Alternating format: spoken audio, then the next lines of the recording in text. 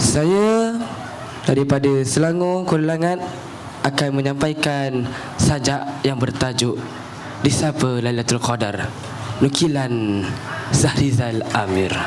Dengarkanlah.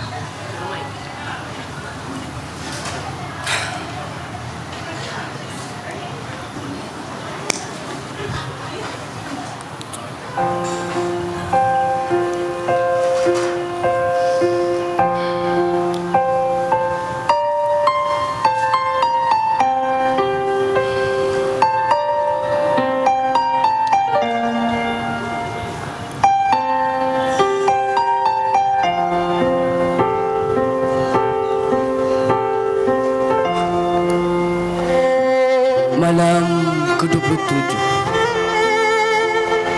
aku terlelap, tenggelam dalam lena biasa. Tapi tiba-tiba sesuatu menarik diri, menggugah tubuh sehingga berdiri.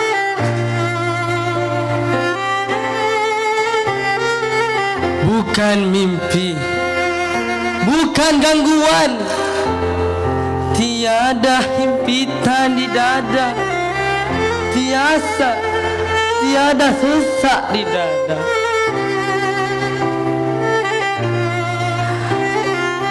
Cuma hati berdebar yang tak terkira, seakan langit dari sana terbuka menyeru aku.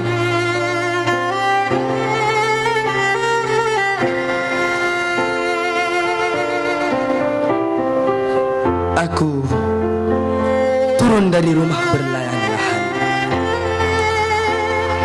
melangkah ke alam sunyi.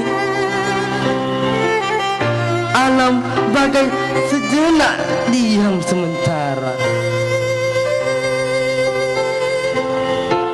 Terang bercahaya tanpa rembulan, tiada bintang, tiada angin, tiada unggas menyanyikan malam.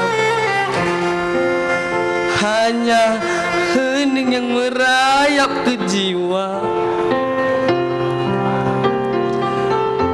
membawa ketadang sukar ditafsirkan.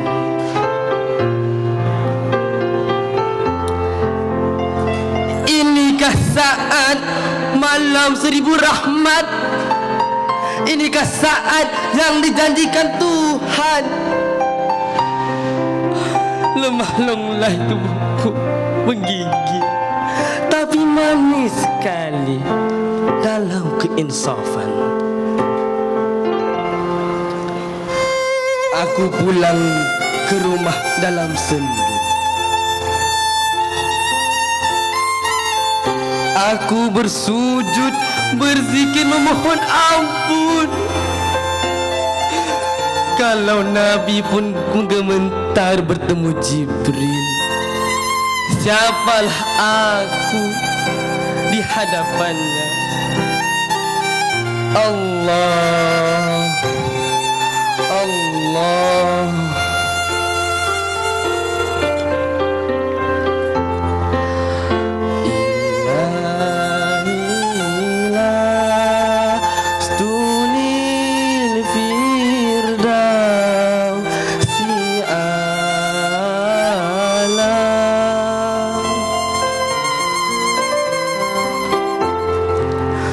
Wala aku ala nari jahim.